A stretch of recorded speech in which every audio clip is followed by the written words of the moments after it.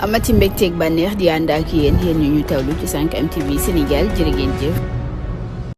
mbokk yi siifur 5M TV Sénégal dal leen ak jàmm ci xibaar procès bi nga xam ne rek moo dox ci diggante ki nga xam ne moo di Ousmane Sonko ak ki nga xam ne rek moo di Adji Sarr niki tey jii nag ñu fas yéene ko amal foofee ca tribunal bu Ndakaaru waaye Ousmane Sonko nag ginnaaw déclaration boo xam ne da koo defoon rek di wax ne rek bàyyi naa wuy ji la nga xam ne rek moo di yoon bàyyi naa am lente ak yoon parce que nag ñoom nag saa buy wuy ji dañ koy finnaal di ko teg ay fitna tax rek jamono ji nag